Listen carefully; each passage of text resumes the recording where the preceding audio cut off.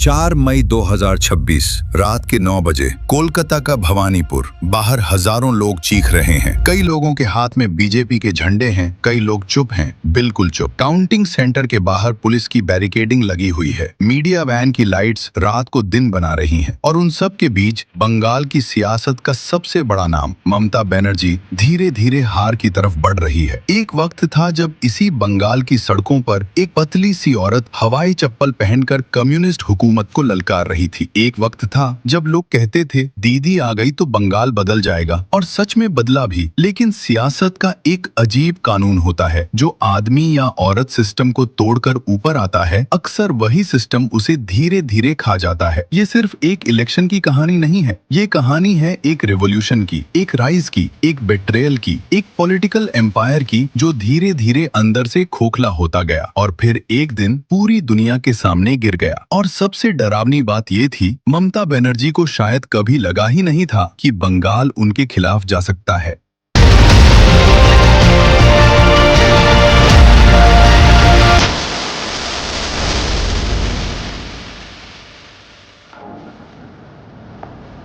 उन्नीस 1970 का कोलकाता, तंग गलियां, छोटे घर, पॉलिटिकल पोस्टर्स से भरी दीवारें। इसी माहौल में पैदा हुई ममता बनर्जी, एक मिडिल क्लास बंगाली फैमिली की लड़की जो बचपन से ही अलग थी। दूसरी लड़कियां स्कूल के बाद घर लौट जाती थीं, लेकिन ममता रैलियां देखती थीं, पॉलिटिकल स्पीचेस सुनती थीं, गांधी और इंदिरा गांधी की तस्वीरों को घंटों देखा करती थीं। उनके अंदर एक अजीब सी बेचैनी थी, जैसे वह सिर्फ नॉर्मल जिंदगी जीने के लिए पैदा ही नहीं हुई हो। यूथ कांग्रेस ज्वाइन करने के बाद ममता जल्दी ही एक एग्रेसिव स्टूडेंट लीडर बन गई। वह चुप रहने वाली नेता नहीं थी, वह रोड पर लड़ती थी, धरना देती थी, पुलिस की लाठियां खाती थी और फिर अगले दिन वापस आ जाती थी। बंगाल उस वक्त कम्युनिस्ट रूल के नीचे था। सीपीएम का ऐसा डर था कि आम आदमी सरकार के खिलाफ बोलने से पहले 100 बार सोचता था। लेकिन ममता नहीं डरती थी। 1984 में जब उन्होंने लोकसभा इलेक्शन जीता, पूरा बंगाल उनका नाम जान गया। यंग, फियरलेस, लाउड और बिल्कुल अनप्रेडिक्टेबल। वह पार्लियामेंट में भी वैसे ही थी जैसे सड़क पर, एग्रेसिव और इमोशनल। कई लोग उन्हें इमैच्योर बोलते थे, कई उनका मजाक उड़ाते थे, लेकिन एक चीज सबको दिख रही थी, यह औरत रुकने वाली नहीं है। 1990 तक आते आते ममता बंगाल में लेफ्ट फ्रंट की सबसे बड़ी चैलेंजर बन चुकी थी। कभी रेलवे ट्रैक्स पर प्रोटेस्ट, कभी पुलिस के सामने बैठ जाना, कभी हंगर स्ट्राइक। उन्होंने अपनी पूरी इमेज एक स्ट्रीट फाइटर की बनाई और बंगाल के गरीब लोगों को लगने लगा यह औरत हमारी है। 1998 में उन्होंने तृणमूल कांग्रेस बनाई, टीएमसी, एक नई पार्टी, एक नया रिबेलियन, और उस रिबेलियन का चेहरा थी ममता बनर्जी। 2011 में बंगाल थक चुका था। 34 साल से कम्युनिस्ट हुकूमत चल रही थी। एक पूरी जनरेशन ने सिर्फ सीपीएम का राज देखा था। इंडस्ट्रीज भाग रही थी, नौकरियां कम हो रही थी, यूथ फ्रस्ट्रेटेड था, और तब बंगाल को एक नारा सुनाई दिया, परिवर्तन, चेंज। ममता बनर्जी ने इसी इमोशन को पकड़ लिया। सफेद साड़ी, हवाई चप्पल, सीधी भाषा, इमोशनल स्पीचेस। वह किसी एलीट पॉलिटिशियन की तरह नहीं लगती थी, वह बंगाल की आम औरत लगती थी, और शायद इसीलिए लोगों ने उन पर यकीन कर लिया। 2011 का इलेक्शन सिर्फ एक पॉलिटिकल रिजल्ट नहीं था, वह एक इमोशनल एक्सप्लोजन था। जब रिजल्ट आए और सीपीएम हारी तो कोलकाता की सड़कों पर लोग रो रहे थे, डांस कर रहे थे। ऐसा लग रहा था जैसे बंगाल आजाद हो गया हो। और ममता बनर्जी, वह बंगाल की पहली महिला चीफ मिनिस्टर बनी। शुरू के कुछ साल सच में अच्छे लगे। वेलफेयर स्कीम्स आईं, कन्याश्री ने लड़कियों को एजुकेशन का सपोर्ट दिया, लक्ष्मी भंडार ने गरीब महिलाओं तक पैसा पहुंचाया, स्वास्थ्य साथी ने हेल्थ केयर का प्रॉमिस दिया। बंगाल को लगा शायद यह नया दौर है। लेकिन हर रिवॉल्यूशन के अंदर एक खतरा छुपा होता है। जब एक लीडर बहुत ज्यादा पावरफुल हो जाता है तो सिस्टम धीरे धीरे सिर्फ उस लीडर के आसपास घूमने लगता है, और वही टीएमसी के साथ हुआ। साल बीतने लगे और ममता बनर्जी धीरे धीरे बंगाल की सियासत नहीं, बंगाल खुद बनने लगी। पार्टी के अंदर उनके खिलाफ बोलना मुश्किल हो गया, डिसीजन मेकिंग सेंट्रलाइज्ड होने लगी। फिर एक नाम उभरकर सामने आया, अभिषेक बनर्जी, ममता का भांजा,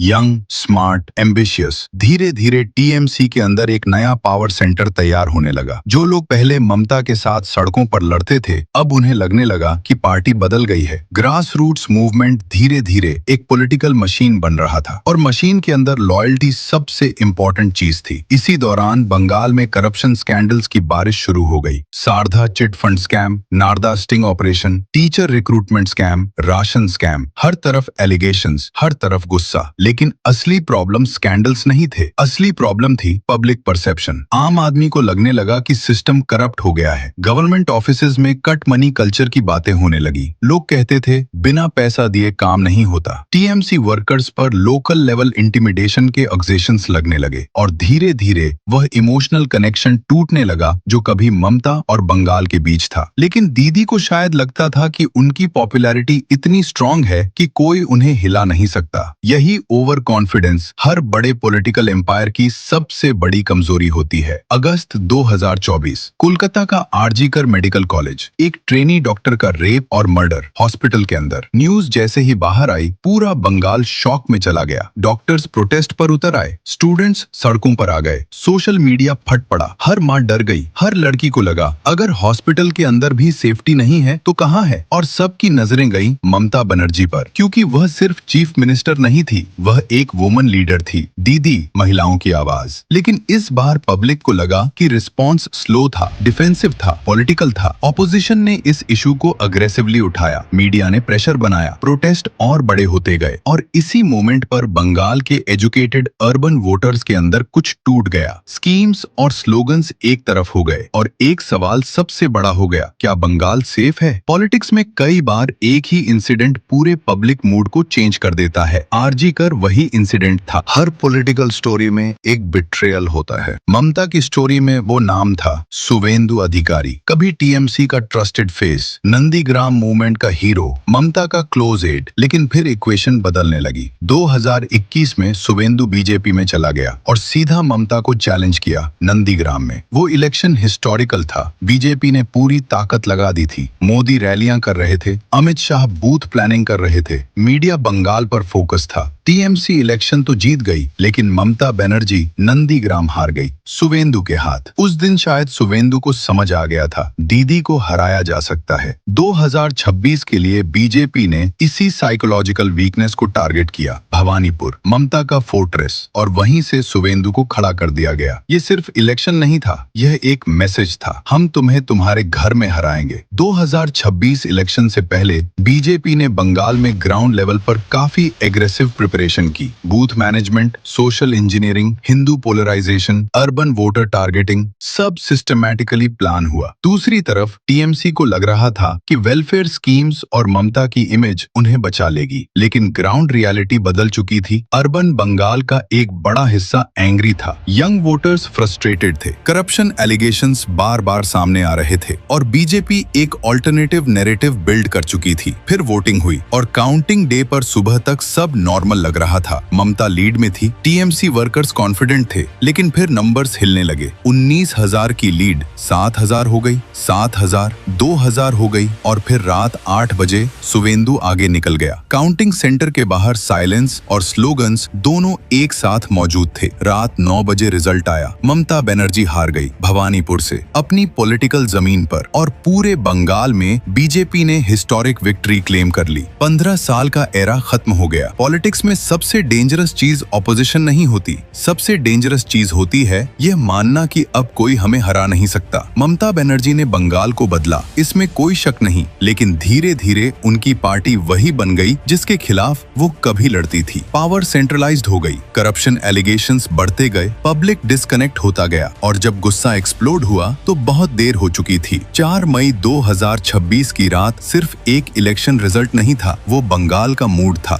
एक फैसला। एक जमाने में बंगाल ने कहा था दीदी हमें बचाइए, और 15 साल बाद बंगाल ने कहा दीदी अब बस।